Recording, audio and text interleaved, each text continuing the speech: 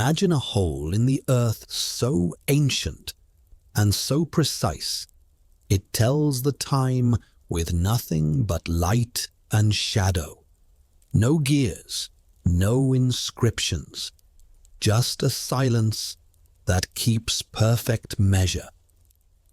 Before we begin, where in the world are you watching from tonight? Share your city below. Now dim the lights, slow your breathing, and drift into the mystery of the prehistoric time hole. Dawn comes in softly, the way it does in places that have learned to be quiet, and the field team walks through grass beaded with a slow silver dew. They are following an old herder's path toward a rise of weathered stone, a place the map marks with nothing but a contour line and a name worn thin by centuries of mouths. The air smells of cold soil and time. Far off, a bell rings once, a single note that seems to hang in the stillness. When they crest the ridge, they see it, a perfect circle cut into the earth, not wide, not grand, but impossibly clean in profile, like a dark pupil set into the pale body of the land. No fence, no sign, just the hole, and the feeling that it has been waiting. No one speaks at first. Even seasoned archaeologists have a sense for places that behave like rooms, and this patch of ground has that hush, the kind that dampens footfall and trims the edge off a voice. The surveyor unfolds the tripod with practiced hands and steadies it on the uneven ground. A notebook opens, paper rough and ready. Measurements begin. Diameter, rim height, slope of the surrounding grade. The opening's lip is beveled, a shallow, deliberate chamfer, smoothed as if by many hands, or by a technique that produced the same patient finish again and again. Inside, the shaft drops straight for a distance, then narrows a fraction, like a throat.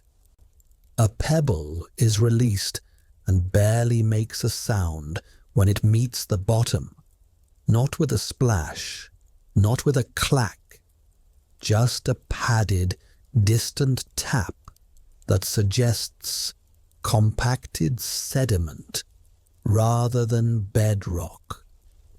Light becomes the next tool. They wait, because waiting is part of the craft. The first clean ray of morning slips over a low hill and runs its finger across the mouth of the opening. Where it meets the bevel, it breaks into two slim crescents, and then, for a handful of seconds, as the sun clears the edge, reforms into a single bright line that drops down the shaft as if it knows exactly where it's going. A gloved hand lowers a mirror on a cord, angling for the reflection. Another hand holds a level, comparing the behavior of the light to the instrument's bubble. The line moves with a precision that feels stubborn. Like a ritual, the whole insists on performing whether anyone watches or not. Again, tomorrow, someone whispers, already planning the repetition, the layering of dawns into data. The soil around the rim yields its small offerings, a seam of charcoal flecks, not from a modern firing, but scattered deep enough to carry weight, a shard of a bone tool polished on one face more than the other, the curve fitting nicely against a thumb as if that is what it was meant to do. No pottery, no metal. The trowel produces a lens of compacted silt that bears a faint, concentric ripple pattern, as if water once stood here in shallow patience. Pollen traps are set, small tubes that will catch the floating record of plants and seasons. A line is stretched between two rods to mark true north, and another line is drawn in chalk to show where the sun first makes contact at the lip. Everything is slow. Everything is gentle. Even the drone, when they finally send it up, hums like a cautious insect, shadow sliding across the grass as it captures a bird's-eye geometry of ring, shadow, and sky. By midday, the wind grazes the hillside and you can hear the sound it makes in the hole. Not a whistle, not a moan, but a softened resonance, as if the shaft is tuned just enough to gather the passing breeze and hold it for a breath before letting it go. One of the team leans in and speaks a single syllable, "Ah," and the returning echo is slightly altered, warm in a way that suggests the walls aren't perfectly smooth after all, that small facets or tool marks are catching the sound and melting its edges. A laser distance meter returns consistent readings within the millimeter, even when the device is rotated, implying a level of verticality that is rare in ancient work unless intention was fierce. The chalk rubs off on fingers, the note pages fill, and sunscreen leaves a faint, familiar smell in the air that feels almost out of place next to time and dust. As the afternoon wears toward its long, pale end, shadows lengthen and the composition changes again. The team places a small reflective disc at the rim opposite the sun and waits to see whether a return glint will appear in the deepest visible section of the shaft. It does, just barely, a blink like an eye underwater. They trade glances that say, alignment. Theodolite readings are logged, azimuths compared. Someone remembers a nearby outcrop with a notch that frames the winter sunrise. Another recalls an ancient path that bends to avoid this ridge, even though the ground would have allowed a straight crossing. In the distance, sheep rearrange themselves into a loose geometry of their own, slow commas in a sentence written by grazing. A child from a farmhouse below arrives with a tin cup of well water for the visitors, shy but curious. And when told to look into the hole, the child peeks, then pulls back, then peeks again. The way a person might test the temperature of a lake with their toes. The late light reveals a subtlety unseen at dawn. The inner wall, a third of the way down, carries a band of slightly lighter stone, a mineral change that might mark a pause in construction, or simply the meeting of two beds of earth. A fingertip rubbed along a removed sample finds a faint, gritty texture, and then a smooth patch, as if the makers alternated between pecking and polishing. The tape measure is lowered, its red increments vanishing into the cool dimness. Air rising from below is a few degrees colder than the air above. A pocket thermometer confirms it, the tiny display blinking numbers that feel meaningful even before their meaning is known. A small moth drifts over the opening and drops, then changes its mind at the last instant and lifts away, carried by a current too soft for skin to feel. They stake the perimeter out of respect, not fear, tying gentle flags to remind boots where not to fall. A sketch emerges on graph paper, circle, arrows, notations for angle of morning light, slope of western ground, presence of lichen types A and B on rimstones, absence of lichen where hands would have gripped if hands did grip. The language of the notes is a braid of the present and the very old. Feature, lip, cut, intent, unknown. No one wants to say the word clock, but the behavior of the light argues for a relationship with the sky that is disciplined rather than casual. A bead on a string is held over the center to test for a plumb-lined drift in the breeze.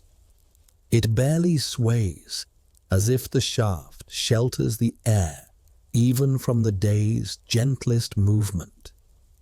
Evening, when it comes like a slow hand placing a cool cloth across the land's forehead. The whole darkens first, the circle filling with night more quickly than the grass around it, until it appears as a disk of ink poured onto the earth. A final set of readings is taken as the sun approaches the hill notch. The bright band moves along the bevel, kisses a small chip that nobody noticed at noon, and slides on. There is a small cluster of wildflowers near the rim whose petals close not to the west, but slightly south of west. Someone marks it down, because here even flowers feel like instruments. The team lingers, quietly, the way people do in an old chapel after the last note of an organ has faded, but before anyone decides to leave. In the cooling air, the place feels patient, like a book that can be opened to any page and still be in the middle of the story.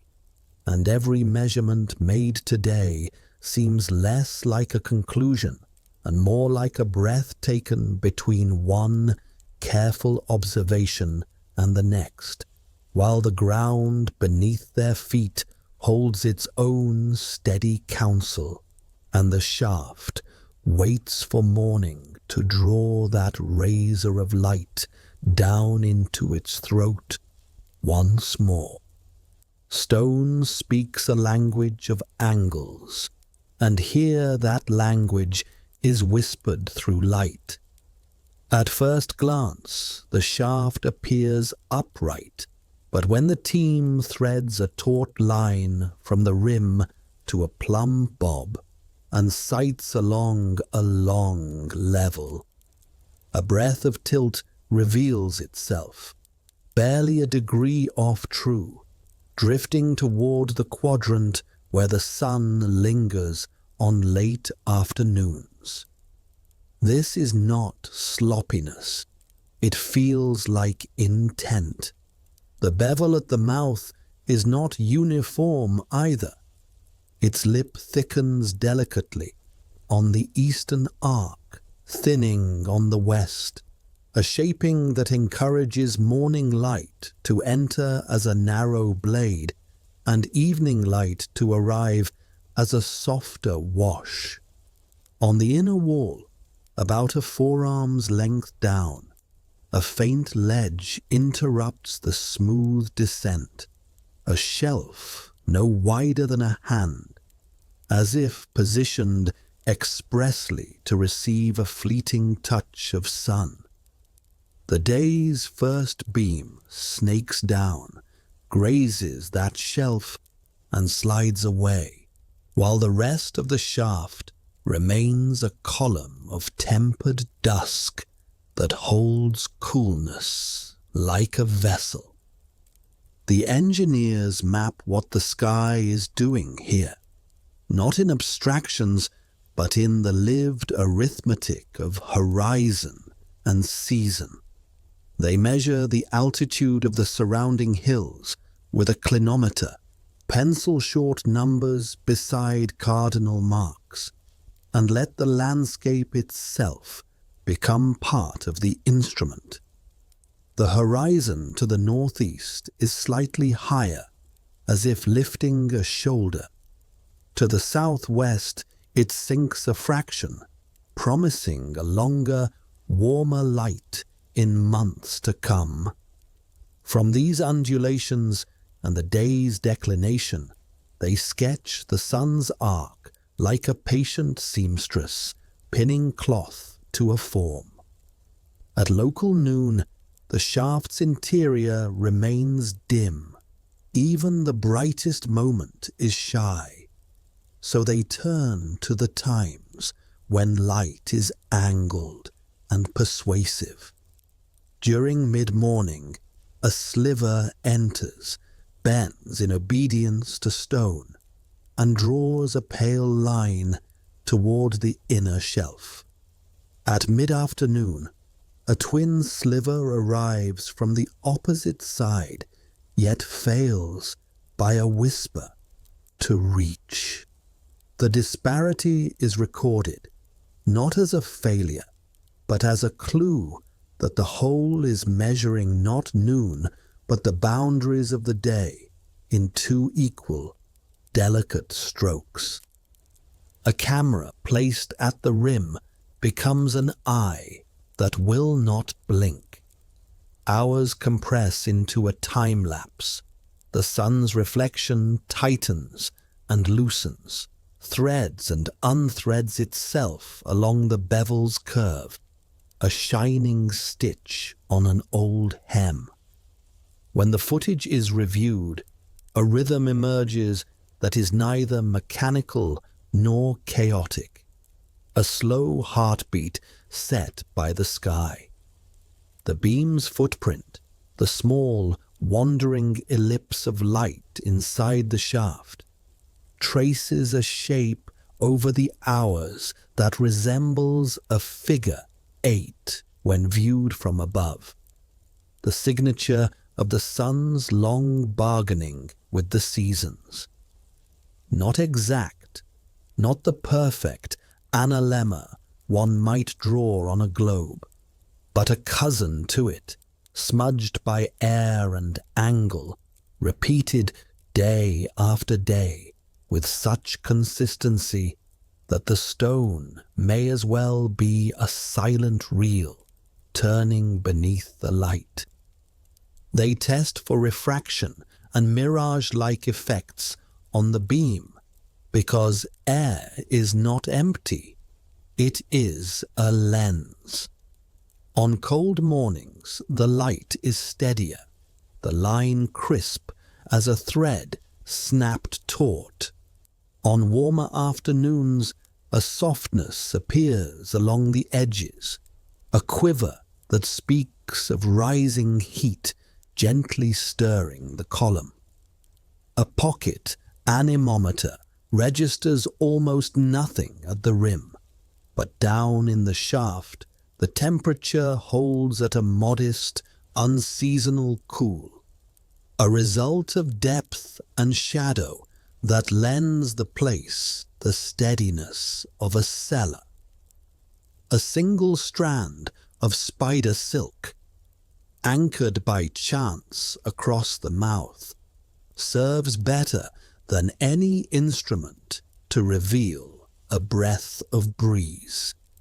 When the air warms and climbs, the silk bows slightly toward the east, and when the evening cool pulls down, it leans a hair's breadth toward the west, and in both motions the entering light shifts by a hair, a living calibration that the builders must have known, not in numbers, but in bones. They chart the year in advance, letting calculations sketch possible days of significance. If the shaft were a simple solstice marker, the morning beam would crown the rim with theatrical certainty on the longest or shortest day. But here, the geometry is more intimate. The model predicts that a precise slant of dawn in late spring will carry the light deep enough to kiss the shelf for exactly 3 minutes, and again in late summer for exactly 3 minutes in reverse, a symmetry across the bridge of the year, like notes repeated an octave apart. The idea that the whole could be a meridian instrument, catching the moment when the sun stands due south, feels wrong in the hand. This stone prefers edges to middles. The sight hums with thresholds, dawn, dusk, the hinged days when shade and light stand in equal measure, the thin elevations at the horizon where hills nibble the sun's lip. When the team builds a simple simulation with wooden slats and a lamp, tilting the slats to mimic the bevel and sliding the lamp along an arc scratched into the lab table, the behavior of light in their model echoes the behavior in the field with such fidelity that even skeptics go quiet. Material studies add their slow syllables to the sentence. The wall surface bears micro facets left by percussion flaking, not the long, sweeping curves of a chisel, but the pebbled texture of a hammerstone used carefully, then later smoothed by abrasion with a gritty slurry. The bevel shows differential wear that could be the work of weather, yes, but also the polish of many mornings and evenings receiving the same slanting beam in the same place for so long that even light seems to have a weight. In one spot, the stone is darker, a bloom of mineral staining that implies water once condensed predictably there. Perhaps on cold days when the first warmth of the beam tickled a sleeping surface into sweating. If the ancient makers sat in this place, they would have known that the light would arrive not only with brightness, but with a small exhale of damp, a sensory cue as plain as a bell. The acoustic behavior returns to the conversation, not as spectacle, but as a measuring tool. A clap at the rim produces a mild, rounded echo that swells and fades.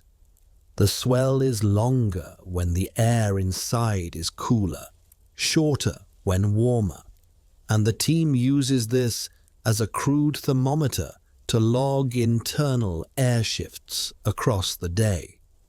The whisper experiments show something stranger.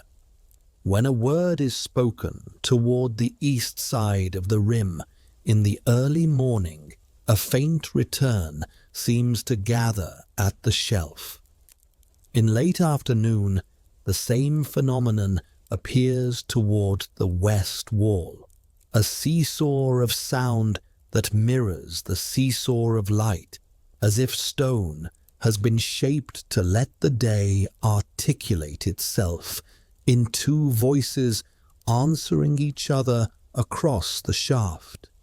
They explore the possibility of lunar use, because a clock that ignores the moon is a poor companion in a world lit by fires and stars. The hole's tilt favors certain risings and settings that are not solar, and the notch in the distant ridge that cradles winter sunrise performs a quieter function on nights when the moon climbs fat and low. On a night watch, the team finds that moonlight, gentler and less insistent than the sun, barely enters at all unless the moon is at an extreme climb, one of those years when it rides high and low in great sweeps. During these standstill years, the beam, if it can be called a beam, becomes a pale ghost of the sun's blade, operating at the border of perception, making the shelf glimmer just enough that, to a patient eye, a rhythm would be kept. They mark the suspicion down with caution, not wanting to bundle too much into one instrument, but unwilling to ignore the sky's second metronome. Back at the rim, the world shrinks to quiet geometry. A string stretched across the opening is measured against the shadow it throws on the opposite lip, a simple device as old as curiosity. As the day moves, the ratio between string length and shadow travel gives a clean number that can be compared one morning to the next. If the number grows, the sun is rising along its yearly path toward the long day. If it shrinks, the path descends toward the short. This act of watching ratios rather than hours feels akin to how the makers might have understood time. Not a count, but a relationship. In sympathetic rhythm, a bowl of water set beside the rim reflects a trembling image of the bevel. Tiny ripples turn sunlight into a living graph that flickers against stone, translating the sky's arc into a codex of waves readable by anyone who cares to sit and breathe and look. Night arrives and reveals a different architecture. With the sun gone, the shaft becomes a tube for stars. The first bright points that appear are not the most important. Those are simply bold. But the later points that drift exactly through the mouth and wink down the column are the ones to watch. Over weeks, certain stars repeat their clean pass through the opening. Others miss by a little, the rim shaving them into absence. An ancient watcher, lying on their back with a blanket against the night's chill, could have learned a sequence by heart. The one that appears just above the notch and falls through the mouth in late autumn. The one that tries and fails in early spring. The one that only succeeds on a night cold enough to make the stone sweat. The team records these winks without insisting on a purpose. The purpose is the watching itself, the way the shaft invites the sky to perform a slow, exact dance. On a day of high clouds, when the sun's disk is a pale coin, the beam softens into a broader wash, and the interior of the shaft reveals features hidden by hard light.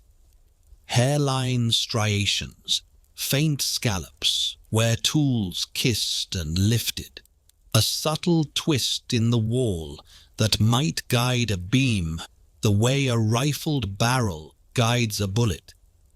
Less violence, more suggestion. The twist is minute, so tiny that only by tracing a fingertip along a chalked thread does the spiral declare itself. It turns in the same direction as the sun appears to move, not the opposite. And there is poetry in that, the kind that reads as design without shouting it. They think about failure modes because precision born that long ago must have wrestled with imperfection. What happens when silt accumulates at the bottom, lifting the effective floor up toward the shelf's kiss? What happens when a thin lip of rim cracks in winter and falls inward, changing the bevel by a whisper and thus shifting the light by minutes? The design seems kindly to such disruptions. Small changes alter the show, but not the vocabulary. Time would still be kept, but the day's sentence would be phrased differently. The way a storyteller tells the same tale in a new season with a different cadence and pause. It is a resilience that suggests the builders did not aim at an absolute, brittle perfection, but at a practiced, lived accuracy, good enough to plant by, to gather by, to sing by. When the wind rises and the grass flows in low waves, the shaft shows another talent. It becomes a register for the weather above. The mouth darkens and brightens in slow pulses as clouds cross, a morse of shadow that teaches the eye to distinguish a thin veil from a thick bundle. A useful knowledge in a landscape where the difference can mean water or want. In the pulsing light, the shelf and the wall nod to each other at a tempo set not by instruments, but by the sky's mood.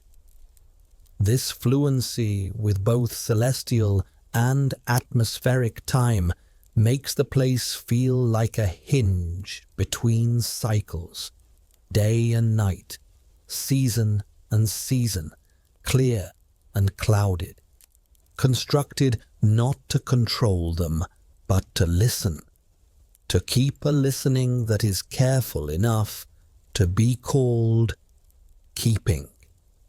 Even the ground around the hole participates in the geometry. The stones set just beyond the rim look random at first, a scatter left by frost, but when mapped, they reveal a relaxed, near-circular pattern that fattens slightly to the south, where the land dips. On mornings when the beam is at its thinnest, its scraped line of brightness extends across the lip and touches the nearest of these stones, as if checking in. On evenings when the beam is broader, a different stone glows for a moment and then returns to anonymity. The pattern is not formal enough to be a ring, not regular enough to be a code, but it extends the instrument into the field in a way that feels companionable, as if the surrounding stones have learned to nod back to the whole when addressed by the sun. Under a magnifier, grains of sand taken from the bevel show edges abraded in one dominant direction, the kind of wear that happens when particles travel along a path again and again, as if hands, days, wind and rain all move the same way around the rim. The team traces this direction and finds that it mirrors the sun's daily sweep, a small choreography built into the maintenance of the place that would have kept human movement in sympathy with the skies. If a person tended the whole, brushing, smoothing, clearing, they would have done so while turning in a circle that matched the day, and in that turning their body would have learned the arc in muscle and breath. Knowledge would not only be in the eye, but in the wrists and knees, the lower back, the small of the foot. A final test of the afternoon involves a simple board placed across the mouth, with a narrow slit cut at an angle matching the bevel's steepest pitch. When sunlight passes the slit, the shaft below becomes a camera obscura, and on the inner wall, a tiny upside-down sun appears, soft but readable. As clouds scud, the little image swells and thins, and when a bird crosses the sun's face, a dart of shadow races across the miniature disk, a swift eclipse. The effect is almost playful, but the implications are sober. With no metal and no glass, stone and sunlight can produce instruments that speak in images, not just lines.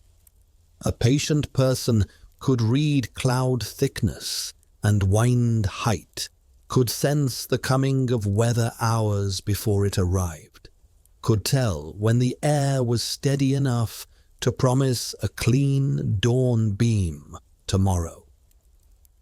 As evening leans in, the angle between stone and sky sharpens the day's narrative into a few remaining gestures. One last, precise brightening of the shelf, a quieting of the echo's warm tail, a brief glimmer on a south-leaning pebble beyond the rim, and the fine line of shadow along the bevel that rolls inward like a tide until the mouth is again a perfect circle of dark set into the earth. Not an absence, but a vessel still tuned to receive whatever the sky chooses to pour into it next. They say the first story rose from the hole itself, a low murmur that only children and the very old could hear when the wind moved west to east. Around a winter fire, the kind that pulls everyone close and folds the world to a small, bright circle, the shepherds told how the opening was a star well dug by ancestors who had grown tired of losing the days. The sky spills, one would say, pinching ash between finger and thumb. And we catch it here. The children leaned in to imagine time sloshing like water. The elders leaned back to taste the weight of the words, and the embers took the shapes of seasons without anyone needing to point. Another tale had it that the whole is a doorway hinged on light. a place where the thin edge of dawn knows the name of the living, and the thin edge of dusk knows the name of the dead. On mornings when the beam cut narrow and fierce, the old women carried bowls of milk to the rim and tipped a little into the dark, a white thread falling into a throat that never coughed, whispering the names of those they hoped to keep healthy through the bite of winter. At evening, they laid sprigs of thyme and a coin, copper if you had it, a smoothed river stone if you did not, and said the names of those who had left, asking them to pass gently through the crops, to crease the barley with a soft hand, to show the lambs the quiet path home. No one called it worship. They called it tending, the way you tend a gate you need and a path you trust. When the moon rode low and fat, the storytellers would loosen their voices and recall the years when the night beam, so faint you could doubt it if you wanted, touched a chipped place on the wall and made it wink. In those years, the village midwives timed their herbs and teas by that wink, saying the moon has its own counting, and the whole listens to it better than any clock. Babies born under the wink were wrapped in cloth, stitched with a thin white line. And in the winter of the great fever, the only two infants who lived were said to have been warmed each morning at the rim to catch the rising cool. So they learned to breathe time in and out like a lullaby, an auntie would say, and no one argued. There is a laughing story too, because even holy places need mischief to stay human. A fiddler, one of those men who could play a tune you didn't know you knew, bragged that he would climb down the shaft and come up on the other side of the year with a melody no ear had ever heard. He tied a rope to his waist, blessed and foolish, and lowered himself until the light swallowed him waist deep, chest deep, shoulder deep. They say he played one bright run to steady his courage, and the whole answered two notes not his own, close enough to be kin, strange enough to be stranger. When they pulled him up, his hair had gone white at the temples, and he couldn't stop laughing for 3 days. And the melody he brought back was the one mothers now hum when storms are shouldering the hills, an air that finds its end just when the rain remembers to begin. Folk from the coast, coming inland to trade salt and fish, had a version steeped in brine. The whole is a harbour for hours, they said, a place where time puts down its anchor when the world is rough. Sailors brought a bit of net and draped it over the rim before heading home to keep their minutes from slipping away in a squall. And when the nets came back heavy, they cut the first fish open and laid its silver scales along the bevel, so the sun would see what the water had given. A potter, hearing this, began pressing a thin line into the bellies of her bowls, unfired clay scored with a sun-blade line, and those bowls were the first to sell at market. Because food tastes steadier, they said, when it's eaten out of a vessel that understands mornings and evenings. A tale the priest didn't like and couldn't quite stamp out, told of a sleeping clockmaker beneath the fields, a person or a being. Nobody agreed who built the hole like a keyhole and lay down under it to listen. When the first light slid over the bevel, the clockmaker turned once in their sleep, and when the last light slid away, they turned back. If you spoke a true thing into the dark, the clockmaker shifted towards you, and the echo warmed. If you spoke a lie, the echo came back thin and cold. Lovers tested vows there, hands barely touching, eyes on the rim, because looking into each other's faces felt like too much truth at once. A blacksmith's daughter, famous for swearing only to what she could see, swore into the hole that she would stand by a man who had nothing but a quiet voice and a good back.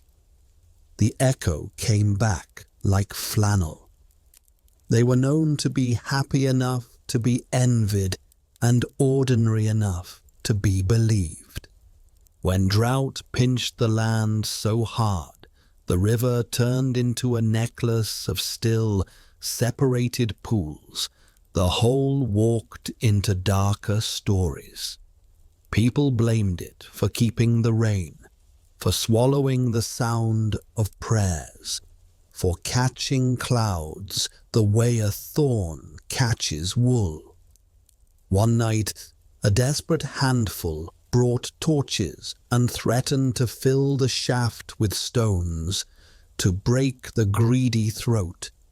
An old woman with a back like a question mark stepped between them and the rim, lifted a torch, and showed them the slender, bright scar the sun had left that morning on the bevel. "It's not a throat," she said. "It's a finger pointing at patience." The torches lowered, they carried the stones home and built a wall around the well that still gave a trickle. And when rain finally came, it fell in a long, drumming gratitude, and the children went barefoot to stamp their heels into the mud and remember the noise. Travelers carried other names for the place, patching it into their own constellations of meaning. A man from the high plateau said that in his village they called such shafts talking mortars, because the pestle of light would pound out the time for planting.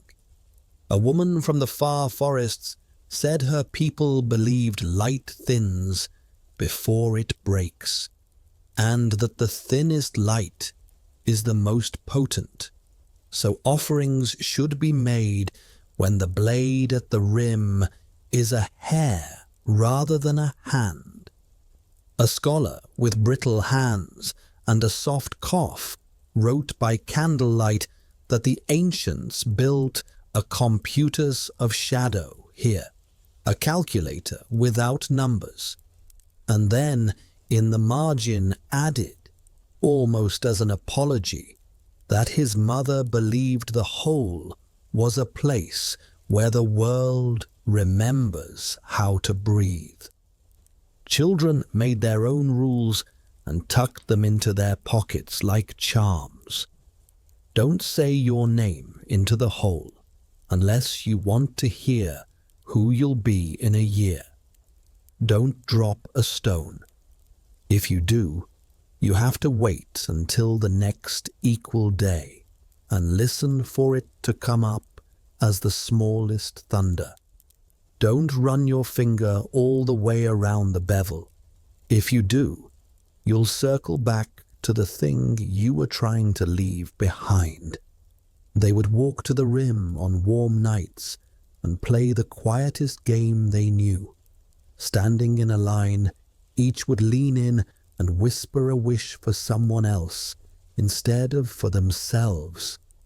Because the whole, they said, likes generosity and gets bored with the selfish.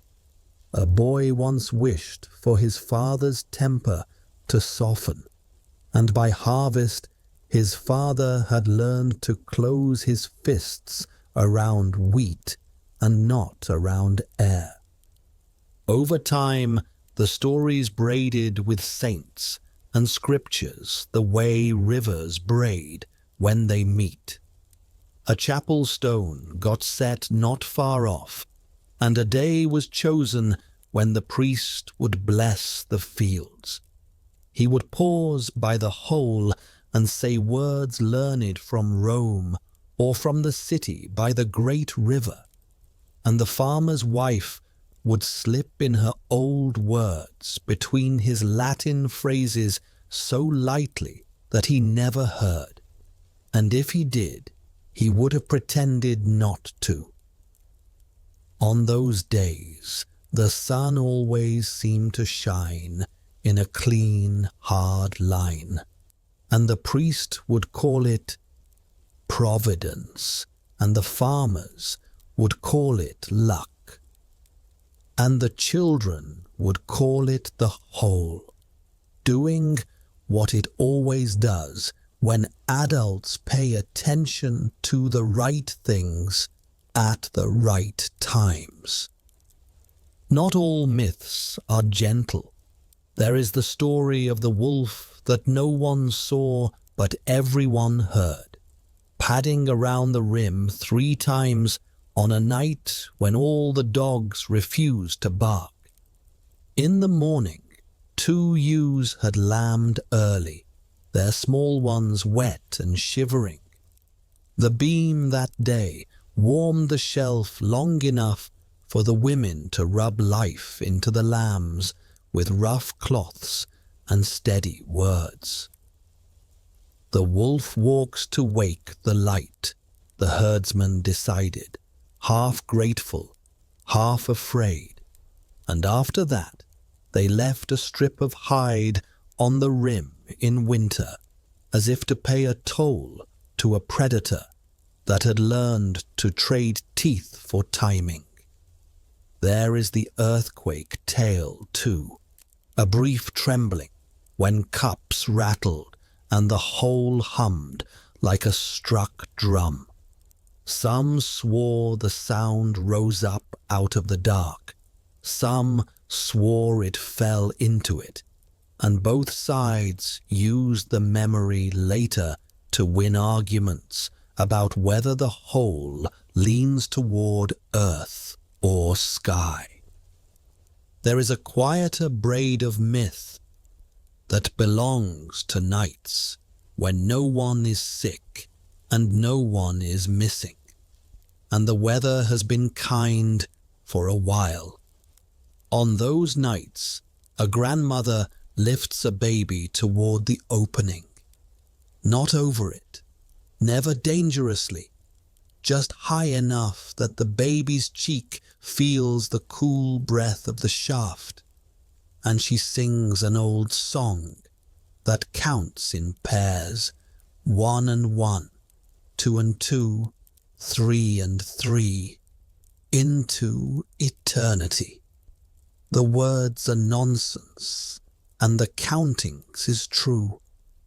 The baby's eyelids sink, the fire frays into coals, and the elders pass the bowl and remember their first harvest, their first kiss, their first lost lamb, their first time seeing the sun lay a blade on stone and thinking, without language, that they were watching a promise being kept. A promise that if you show up in the morning and in the evening and in the in-between, The world will show you how it is made of returns. When a comet once smeared a ragged thumbprint across the sky, the villagers spent a week talking into the hole as if it were a council that could advise on whether to be frightened. The advice, if it came as a change in the way voices came back, richer near the shelf, thinner near the west wall, and the conclusion, after many bowls and many opinions, was that fright is a kind of weather too, best read and best passed through with your eyes open. The comet faded, and later that year, in a story the grandmothers liked to place close to a punch line, the baker's apprentice asked the master if comets change the way bread rises, because the loaves that week had all formed with a long slash that looked exactly like the bevel's bright scar. The master, a man given to practical mysteries, said yes and no and put more water in the dough, and told the boy to watch the oven the way the hole watched the day. Collectors of tales, those who write more than they hoe, will sometimes complain that the myths contradict one another, that a place cannot be both an ear and a finger, a well and a doorway, a clock and a crib. The villagers smile and break the kind of bread that tears easily, and hand the collectors large slices, and after the second slice, the collectors stop complaining and start listening differently. They hear how each story teaches a practice. Bring milk, bring names, bring patience, bring a joke, bring a rope, bring a vow, and how the practice makes a rhythm, and how the rhythm is the thing that steadies people through the long, uneven times when the sky forgets to be dramatic and simply is. They hear how even the broken years sit in the circle as if they belong, and how the hole's dark is not absence, but an alphabet of waiting that anyone can learn to read if they can sit still long enough to let the light spell out its simple, tireless words. From time to time, an outsider with instruments arrives and strings a wire, sets a lens, writes in a notebook with a good spine, and the village helps, because curiosity is a cousin to faith. At night, when the measuring ends, those outsiders sit by the fire, and the story keepers give them the versions that fit inside the edges of their notebooks, and then, when the notebooks are closed, they give them the versions that only fit in mouths and in the quiet space between one breath and another. Even the most polished scientist finds their own language loosening, finds themselves admitting, softly, that the whole feels like a metronome set to the human heart, that the way light arrives in narrowness and leaves in width reminds them of how sorrow enters and how joy departs, and no one laughs at them for saying so. In spring, when the thin green begins its first brave scribble across the brown fields, the myths stretch their legs and walk, barefoot, along the furrows. The sowers go out at the hour when the rim shines like a coin in a palm, and they cast seed with a swing learned from the old ones' eyes, not on their hands, but on the bevel, trusting that the angle of the arm and the angle of the light are cousins who grew up together and still favor the same jokes. If a crow laughs at them from the wall, they laugh back and toss a handful to the bird, because it is bad luck to be stingy in front of time. The first rain after sowing is not watched with worry, but with the low, humming contentment of a person who has done what they were taught when they were taught it. And now the world is permitted to do as it pleases, which is the only way to be pleased by anything. And always there is the little superstition of the pocket, which says you should carry a thing that remembers light. Some tuck a thin shard of pale stone. Some keep a piece of old mirror carefully wrapped. A few older men hold on to a brass button so polished you can see the weather move on its face. When days go thin, they take the item out, set it in the sun, and watch how brightness finds it, slides and leaves. A tiny rehearsal for what the larger world does at the rim. It is not magic. It is manners. The manners of greeting and parting, of showing up with your hands clean, of thanking the sky for the steady trick it has never stopped playing.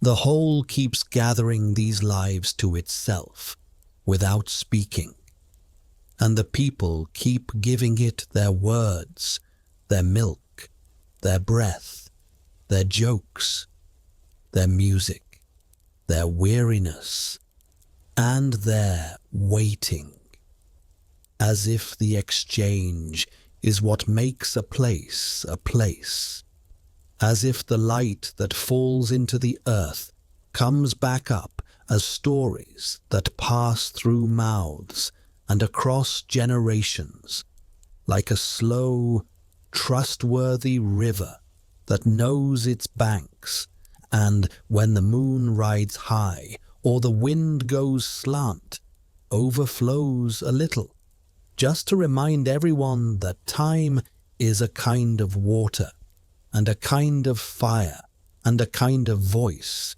that goes on speaking whether or not anyone writes it down.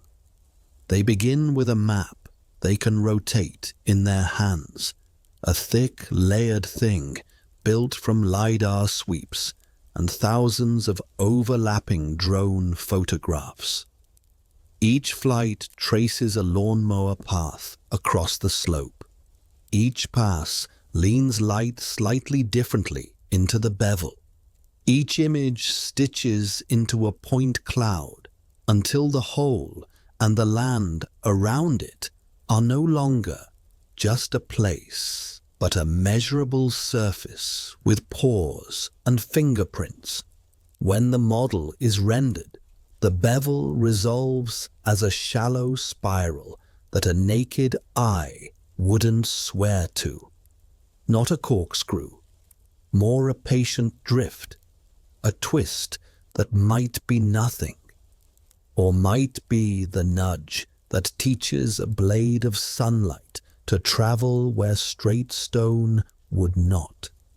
They print slices at finger-thick intervals, translucent plastic rings that stack to form a ghost of the shaft on a lab table, and the stack breathes a quiet mathematics that the field only hints at. Light is the first instrument and the last. At dawn, they set a laser at the horizon line and trim it down to a very thin sheet, like a page of light that they can slide over the bevel to find micro facets. Dust motes betray the page's movement, sketching tiny currents the way incense does in a chapel. Reflective targets, dull as pencil erasers, dot the rim. When the sun finds them, cameras calibrated to within a millisecond note the order of their glints. In the data, the sequence tightens and loosens over the week, a modulation that matches not only the sun's angle but the air's water content. On wetter mornings, the line fattens, arrives a breath later, kisses the inner shelf longer, as if humidity itself adds a vowel to the light's consonant. Thermal cameras, tuned to the soft differences that hide between cool and colder, see what eyes feel but cannot name, a vertical plume of night-chilled air pooling in the shaft until the first clean beam tilts in and begins to stir it. The image looks like a blue candle burning in reverse. The flame is the cold, and it pulls downward. A sling psychrometer swings and writes dew point into a sweaty little notebook. At the rim, a few degrees are won and lost without fuss. Micro loggers the size of a walnut go down on a string. One for temperature, one for humidity, one for pressure. They tick in quiet agreement that the shaft stays a steady breath behind the day.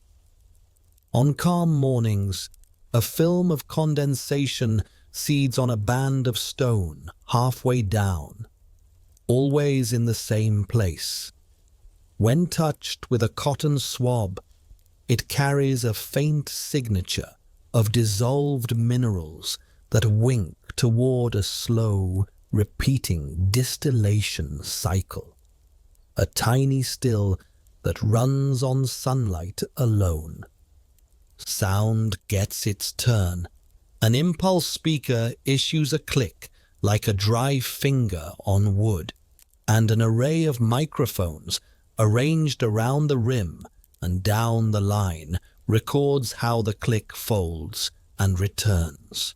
Computer plots bloom with combs and ridges, modes, nodes, delays, that a musician on the team reads like a chord chart.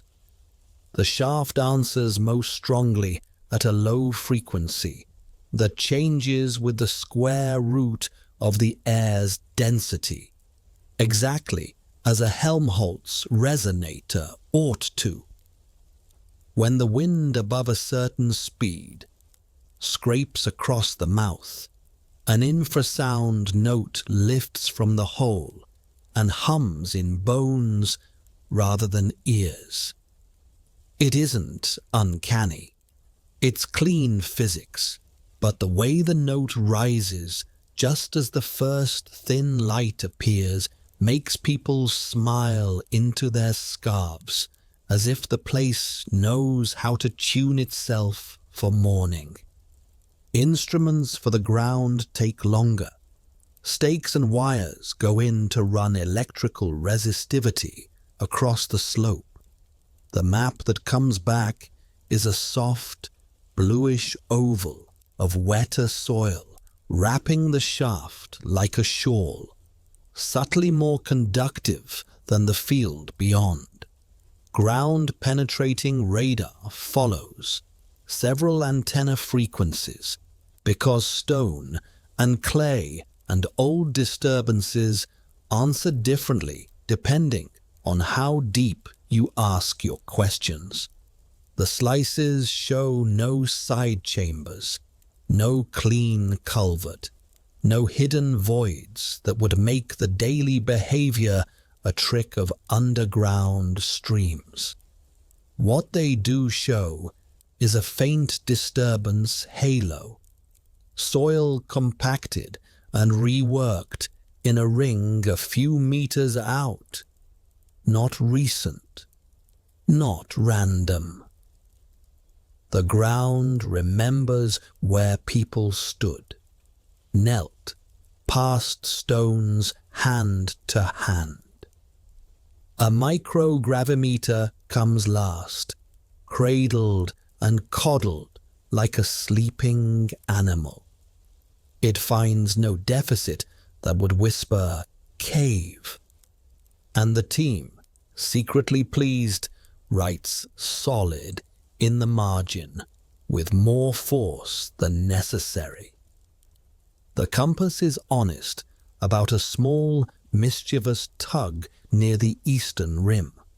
A magnetometer survey maps it, a low, patchy anomaly shaped like a crescent. Samples under a hand lens show black glints of magnetite in otherwise modest rock. A thin section under polarized light reveals bands that could have aligned under a lightning strike long ago. Someone looks for glassy fulgurite and finds none. Someone else points out that remnant magnetization doesn't need theatrics to happen. In the lab, a core from the rim takes a small demagnetization, like a memory being gently corrected, and then refuses to forget entirely, as if two stories, lightning, hammerstone, both made their marks and left them to argue in the stone. They take a core from the silt at the very bottom, a polite, narrow straw pushed and twisted until it comes up heavy with small histories. The layers are neat, pale dust, dark flecks, a thin lens of charcoal, a smear of clay, another pale, another dark. Under the microscope, pollen grains assemble a parade of plant names. Barley appears, then retreats, then returns. Oak waxes and wanes.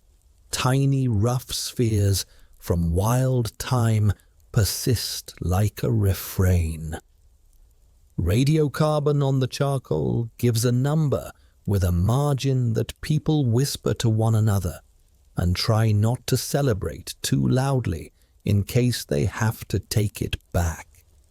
Optically stimulated luminescence on a quartz grain says the last time some part of the silt saw sunlight was a long season ago by any human measure. The numbers are paired with caveats in the log, but the core's polite narrative leans toward old hands and patient mornings. They do a night of star tests, not for romance, but for repeatability. A camera rig on a motorized equatorial mount stares into the mouth and lets the world turn. The ring of sky framed by the rim carries a slow carousel of stars. The footage, sped up, shows which points pass the center and which skirt the edge. Over successive nights, the same stars thread the circle in the same way within a tolerance tighter than the team expected in air as lively as this. On one night of big seeing, when the atmosphere steadies like a held breath, a bright planet slides along the very lip, and the bevel flashes a momentary spike down the wall. A clean specular strike that the software flags as an outlier and the human eye calls beautiful. Back on the surface, they measure plants, because life is a sensitive meter when your instruments go to lunch. A thin ring of moss at the northern arc of the rim is lusher than elsewhere. Chlorophyll readings are higher there week after week. Frost lines tell the same story.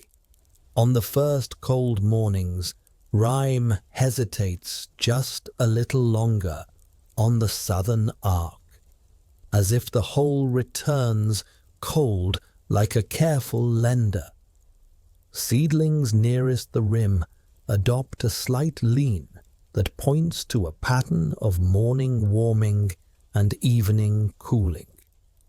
Tiny clinometers taped to stems for 3 days show an arc that aligns with the bevel's brightest path. None of this is dramatic. All of it accumulates, and the notebook that began as numbers is now crowded with small drawings of leaves and a ribbon of frost that refuses to arrive evenly. They test surfaces with a spectrometer to learn the color of time. Stone kissed often by light skews, warmer by a whisper, a curve pulled to the right by 1,000 mornings. Stone in permanent shade keeps its cool blues and is sprinkled with different lichen species than the sunlit lip, under a blue filter that isolates short wavelengths. The bevel reveals faint bands that fluoresce more than their neighbors, calcium-rich veins or residues left by ritual liquids poured and dried. The team can't say yet. They swab and bag and label, knowing most samples come back as interesting rather than astonishing. And that interesting, repeated, is how astonishing is earned. A narrow, flexible endoscope goes down on a quiet afternoon when the wind lies flat, its tiny LEDs painting the inner wall in careful slices. Tool marks so faint you'd miss them even when looking for them tilt consistently in the same direction. Right-handed taps from a hammerstone, perhaps. The rhythm of a maker who stood on the rim and worked from a stance that never changed. At one point, the wall bears a cluster of shallow pits that form no pictograph, no script, but whose spacing is suspiciously not random. When the model overlays the sun's path for a certain season, the beam's footprint touches those pits in a short sequence, like a melody played on a handful of notes. They resist the urge to name it a calendar and write carefully. Contact points, likely intentional, function under study. The air itself is logged for 9 full days in a row, with patience that feels like prayer. Pressure waves from far storms arrive as gentle undulations hours before any cloud appears, and the shaft, tuned to respond, breathes with them. Minute changes in internal pressure that make the infrasound note rise and fall almost imperceptibly. The slope, apparently passive, participates. Thermistors buried at shallow depths around the hole show temperature cycles that align more tightly with the shaft's breathing than with the broader day, as if the hole is a metronome and the soil has learned to tap its foot. They run a crude but telling experiment with shadow. A board with a movable slit is placed across the opening, and the slit is widened and narrowed across the morning. The time it takes for the first light to reach the shelf is recorded for each width, and a simple fit gives them a number that corresponds to the bevel's average angle without ever touching it. The number agrees with the LiDAR model within a hair. A cheer goes up that would embarrass them if anyone else were around. They set a bowl of water at the rim to watch the way ripples translate jittering light into waveforms. They time the periods and find that on days with high, thin cloud, the patterns drift slower and farther, and the beam's edge dances longer on the shelf.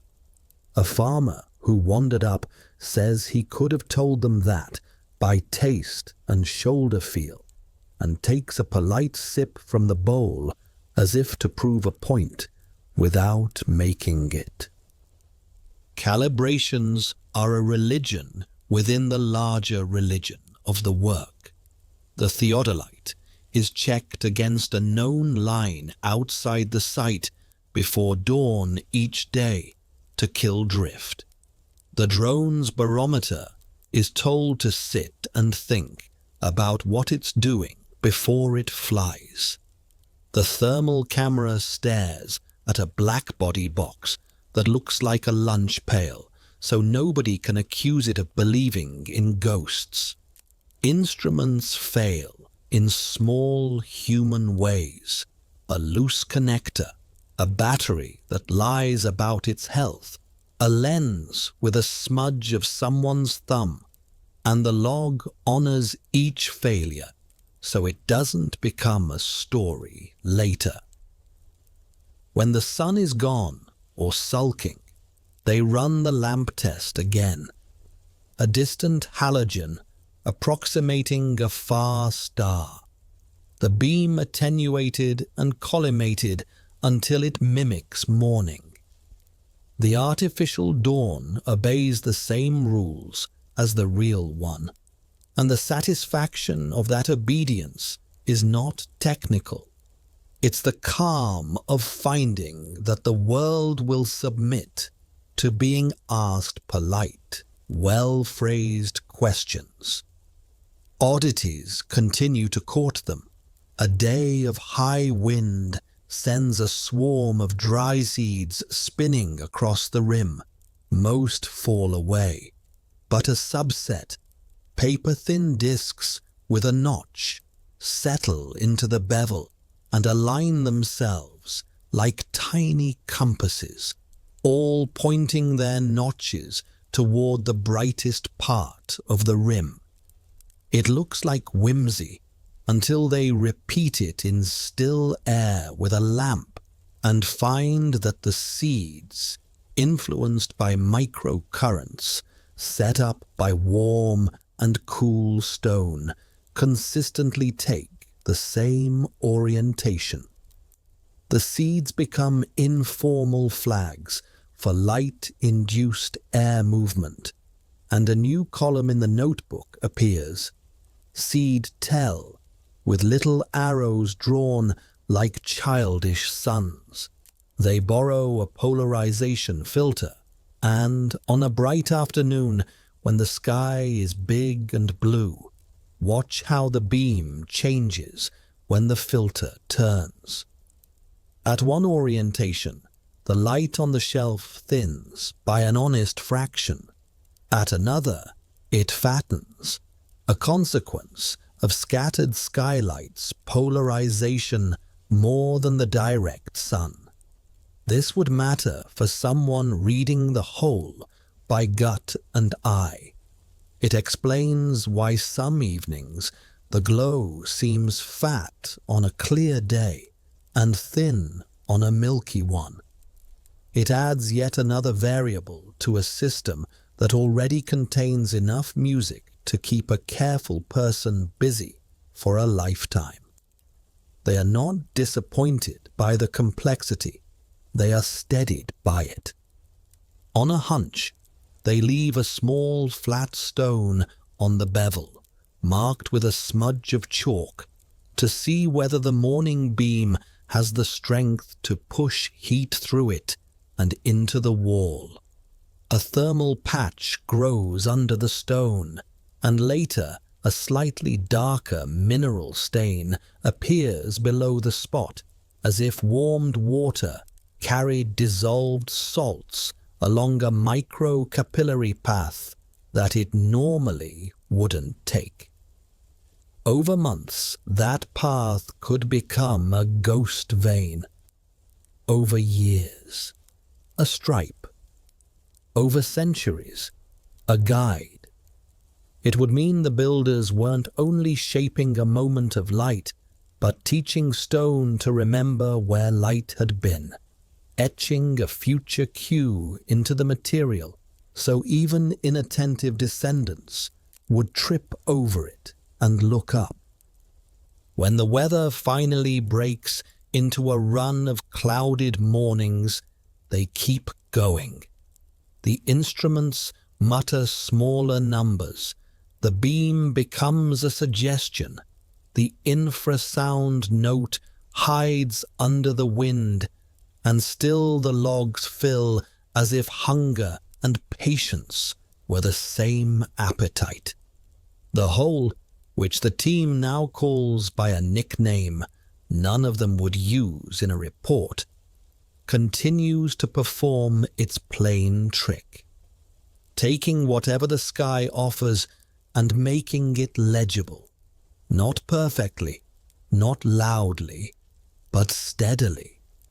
In the evening, someone reads aloud the day's entries in a voice that smooths the bulleted lists into sentences and knots the sentences into a hum you could sleep to, while just out of the circle of the lamp, the bevel holds a faint, cooling line, where the last thinned light slid and eased away and left behind a temperature, a tilt, a plume, a note, and a handful of numbers that will stack into another quiet layer in the patient archive they are building.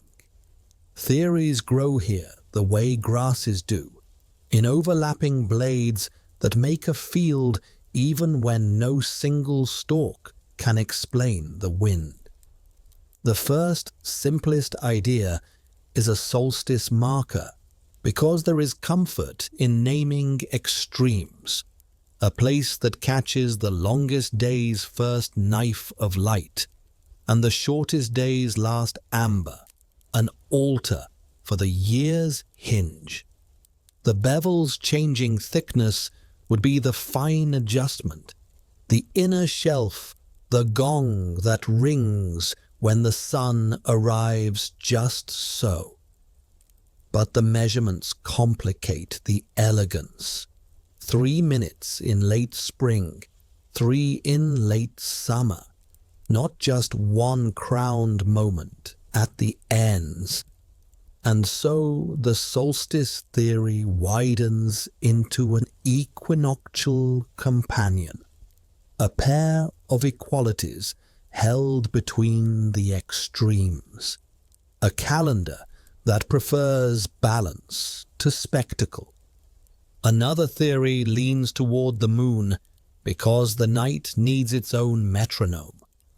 The whole, with its patience for faint light, could be a soft counter for long lunar cycles, a place to notice when the moon rides so high or low that its pale blade finds the shelf, a place to feel the 19-year swing, not as arithmetic, but as a breath that stretches and returns.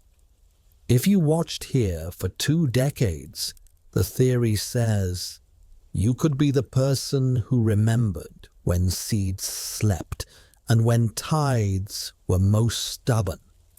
A living table of slow numbers kept in the ribcage rather than on stone. The faintness of the evidence is the very argument, a device that demands you return again and again is a device that builds community around attention. The agricultural theory follows with dirt on its hands and a short list of necessary gestures.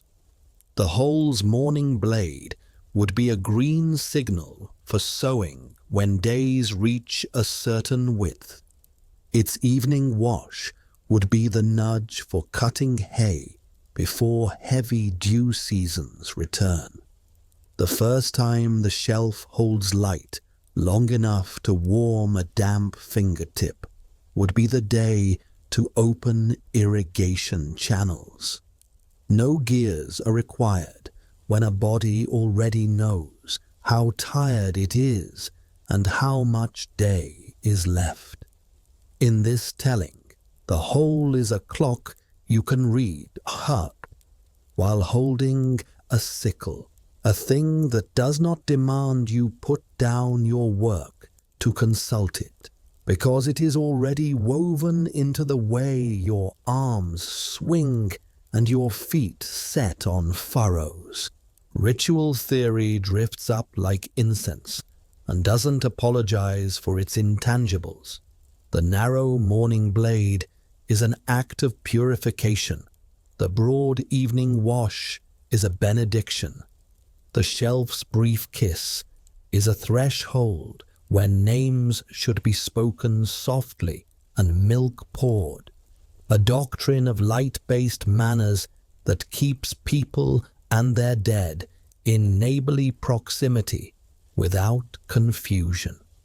The acoustic warm echo that returns to honest vows would be less proof than sacrament, a felt confirmation that the world answers certain tones with hospitality. Ritual doesn't exclude counting. It braids counting with meaning, so the day is both a measure and a story. And the whole teaches this braid by making precision and awe share the same interior air. There is the education theory too, straightforward and tender. Imagine a child set on a blanket at the rim, told to watch the line thin and thicken and to name what the sky is doing. The whole is a curriculum in patience. It is a living diagram of angles paying attention to the shape of the world. Seasons are not pages turned, but shadows lengthening. A star's punctuality is a bead passing the circle. The word north is not a symbol on a map, but a place where frost lingers and moss fattens. A culture that teaches this way raises people who can read rivers and wheat, and faces with the same care they read the bevel. And the whole success is not a monument, but a manner of seeing that walks away on two legs each evening. Some prefer instruments to meanings, and suggest the whole is an analog computer, a device that computes with light and stone. Inputs, declination, horizon altitude, air density. Output, a moving bright line whose position encodes time. The shelf is a register. The bevel is a program. The figure 8 footprint on the inner wall is an annual loop plotted in photons. This theory has the pleasure of being testable and the courtesy of being beautiful. It allows for drift and error because analog devices are built for the world as it is, not as it is polished. It allows a grandmother to be correct with her eyes and a scholar to be correct with their graphs, and the two to understand They are not correcting, but completing each other. Weather theory stands beside the analog computer and taps its barometer. The shaft is a lung for the slope. It breathes pressure changes arriving from storms still days away. It registers humidity like a slow wick. It teaches the hand what dew point feels like on stone. A person who kept goats and bread would know when to cover seedlings from frost based on how long the inner wall sweated under the first beam. A person who watched the infrasounds rise would predict a wind that might strip blossoms and delay it with a timely burning of damp weeds to dull the air.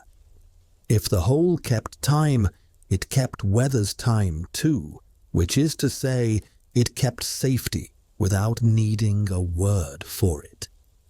Skeptics ask for a humbler story, a storage pit that became a timepiece by accident, a well that never found water and instead found the sun, a post hole whose post rotted and whose empty remembered the rituals once pinned to it.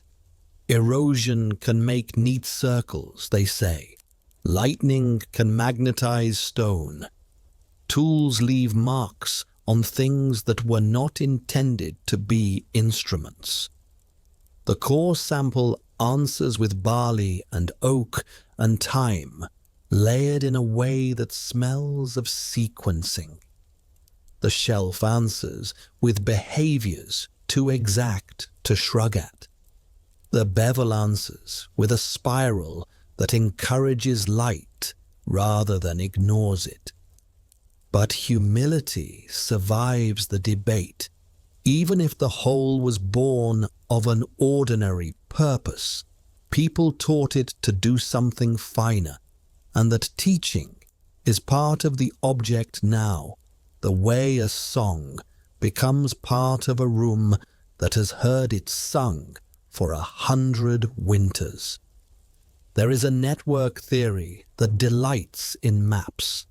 Dots spread across a landscape, each a shaft tuned to its own horizon. A choir of instruments humming long notes to one another across distances. Passing signals the way fires once did along Beacon Hills. One hole catches first light when the barley country must move. Another catches last light when the river country must watch for flood. A third listens to a particular star that tells of the migration of fish, and together they keep a region in a loose synchronization that prevents some from starving while others feast. The small anomalies in magnetism, the notches in distant ridges that align, the folklore that swaps names between valleys, these become the threads in the network's net, evidence less of architecture than of choreography. A funerary theory speaks softly, careful not to flatten grief under function. The whole is a threshold kept so precise that it offers a reliable place for farewell. Morning is for beginnings, evening for returns. Names are spoken when the shelf glows, not to command anything from the dead, but to align the living with a rhythm large enough to hold their ache. The cool air, the warmed bevel, the echo that rounds a voice, the combined effect is physiological compassion disguised as stone. A place that made people breathe slowly and speak steadily would be a place where mourning could happen without tearing the fabric of a small community. And the community would keep the place because the place kept the community. Another theory is wilder and walks on the edge of myth with a scientist's notebook tucked into its belt.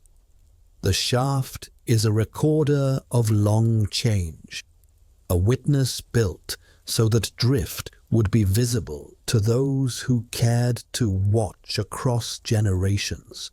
Precession of the equinoxes nudges the stars along over centuries. Subtle shifts in the horizon, trees growing and being felled, frost heave pushing a ridge's shoulder, alter the first bite of light. Ground settling lowers a rim by fractions of inches. A community with a durable book of mornings could say, once the blade struck here, now it strikes there.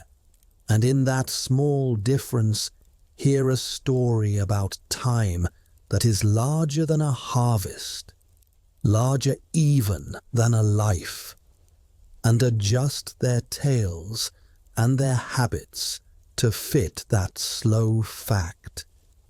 A social theory sits on a low wall and watches people gather twice each day when a village might otherwise be scattered across tasks.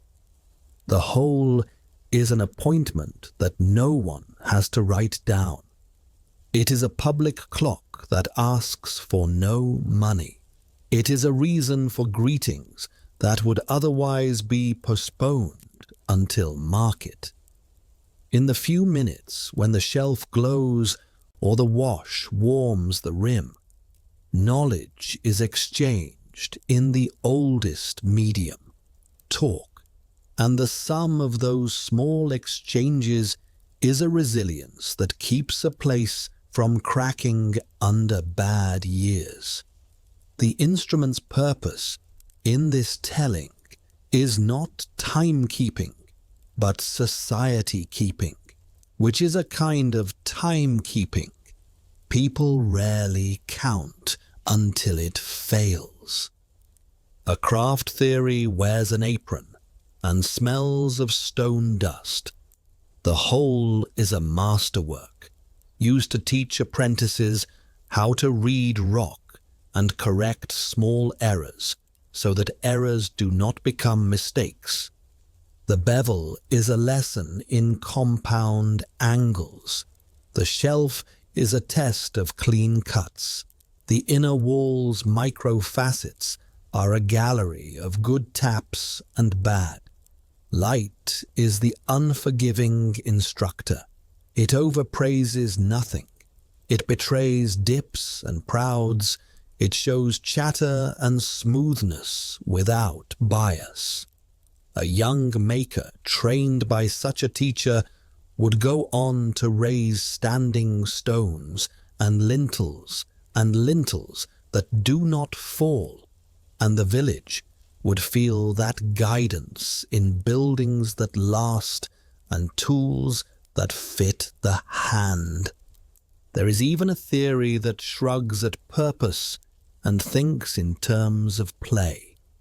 The whole is a place where curiosity found a shape, where someone long ago discovered that a small change in stone made a large change in light, and kept changing the stone just to see what else the light would do. From play comes practice. From practice comes pattern.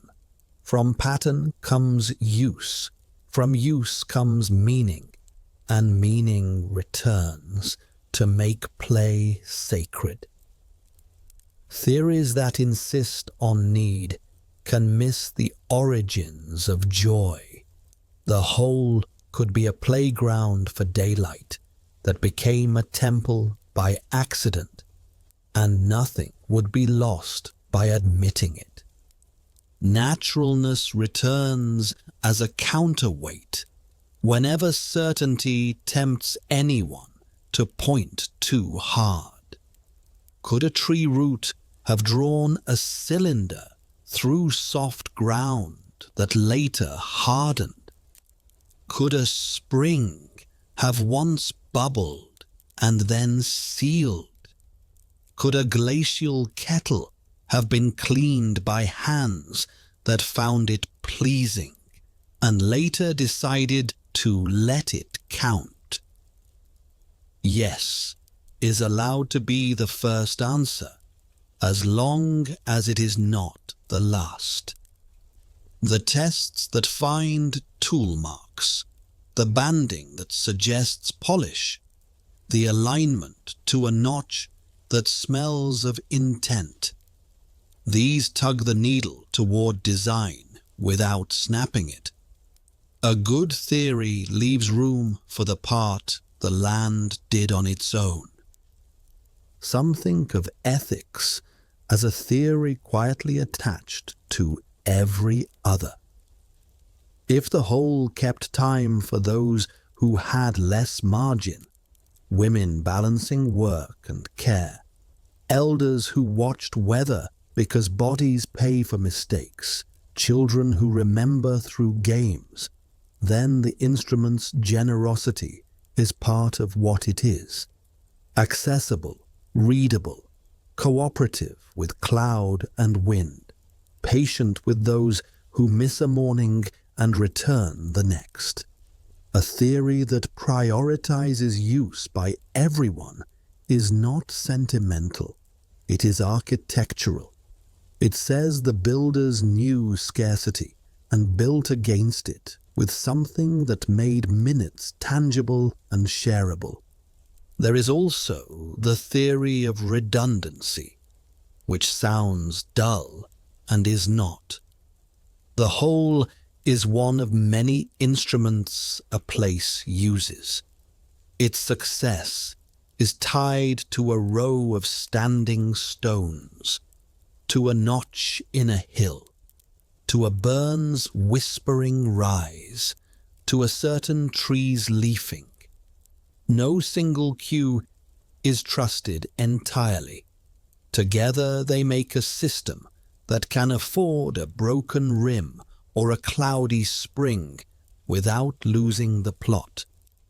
In this theory, the question, what is it for, gets split into smaller questions that add up. What does it cooperate with? What does it tolerate? What does it forgive? What does it insist on? The bevel insists on light. The shelf forgives lateness. The inner wall cooperates with humidity. The rim tolerates hands and weather. And all of these habits are its purpose. A final theory for now. Final only because the night is long and other voices will arrive. Proposes that explanation is less important than relationship. The whole is a partner in a long conversation with a place, and theories are ways of staying in the conversation without closing it. Solstice and moon, harvest and vow, analog and ritual, play and plan. Each is a grammar that lets the light and the stone and the people be understood for a while before the understanding moves as it must. The willingness to go on watching without deciding that watching is the same as owning becomes the most useful hypothesis of all. And under that hypothesis, the morning blade and the evening wash and the faint, faithful echo do what they have always done, teaching patience in a language that goes on speaking whether or not anyone writes the words down. Thank you for drifting with me through the mystery of the prehistoric time hole. If a thought or theory found you tonight, leave it gently in the comments so we can keep learning together. If this soothed your mind, tap like and subscribe so the next story finds you when evening does. Slow your breathing, unclench your jaw, and let the last of the light fade. Wherever you are, may your night keep good time.